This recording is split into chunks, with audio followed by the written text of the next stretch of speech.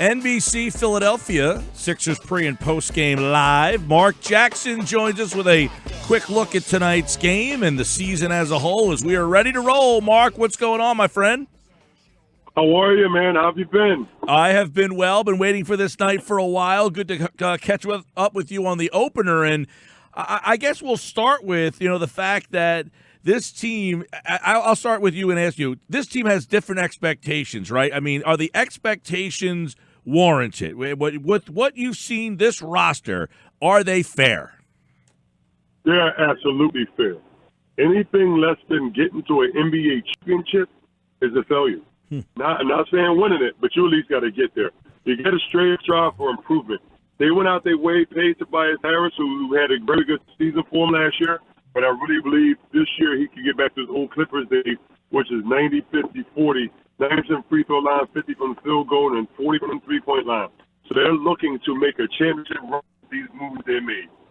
Marc, how much are you comfortable with how much Ben's game has evolved from last year to what you've seen in the preseason and through training camp?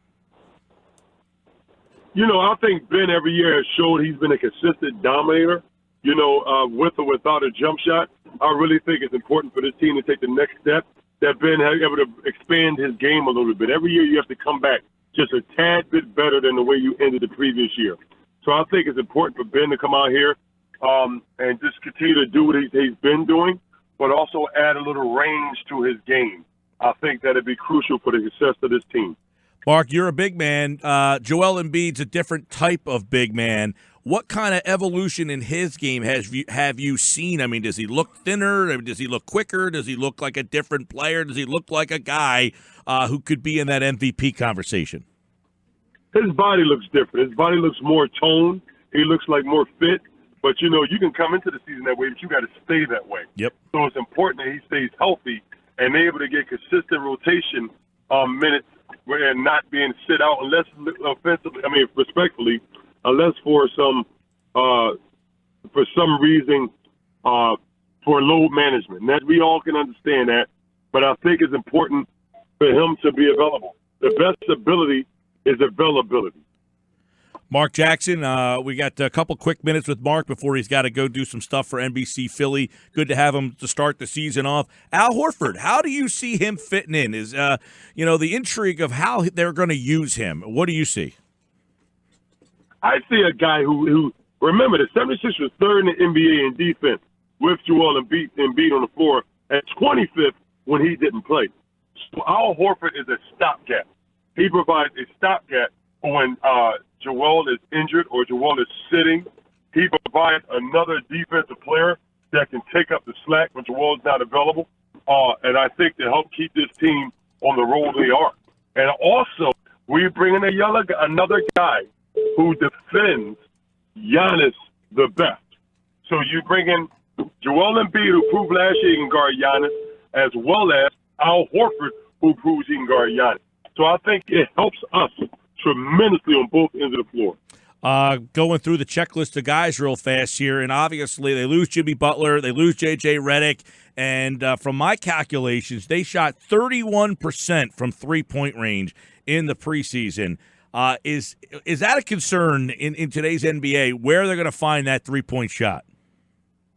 No, I don't think it is. I think they don't have the threat that J.J. Redick is, but what they do have is consistency amongst the board that you got to respect everyone, with the exception of Ben until he proves he can hit that shot. So I think they should be fine with that. They should be okay. They got enough. Josh Richardson has proven he can be a consistent shooter if left open. So I really believe this team has the parts to go far and deep. The depth on this team, that was a problem last year playoff time. Are you comfortable with the depth and the roles? They're going to matriculate over the course of the season, but do you like the talent on the bench this year? Absolutely. I really love bringing back James Ennis and Mike Scott, as well as Trey Burke, as well as Matisse Thybulle. I think he's proven so far that he's a defender. You're not going to have no slips with him in the game, and he can hit the standstill shot. I really believe this team is balanced and ready this year. All right, another couple of things real fast. I know Mark's got to get ready to run here. We're talking with Marc Jackson, 13-year pro. Of course, Sixers pre- and post-game live. It all starts tonight, 97.3. ESPN's coverage starts at 7:30. You can see Mark on the television side of things. And obviously, Thibault was he was as advertised defensively. Where do you think he fits in on this team? Do you think he's a guy that minutes are going to be bigger than we anticipated, or was that just preseason, or do you think he has earned himself more minutes? I think he's earned himself a quality, consistent rotation minutes for this team. I think he's proven in the practice. He's proven in the preseason. I think he's come in, and of course, are you expecting nothing less? He's a 4-year player from his school, but I think he's ready to step in. I think he's earned that from Brett Brown. All right, real quick, how many wins are you targeting this year? Between 60 and 65 wins. 60 and 65 wins. All right, over the 60-win mark for tonight. Kemba Walker has given them all sorts of problems. Who is the guy that you want to see defending him tonight? Josh Richardson. Want to see Josh Richardson get a taste of him.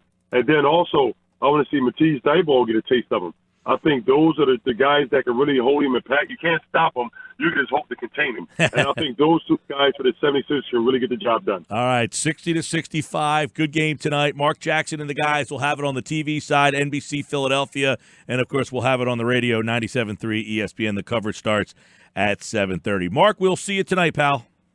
Have a good one. Thank you. Marc Jackson, like all guests, appeared via the Boardwalk Honda hotline. Good to give us a couple minutes.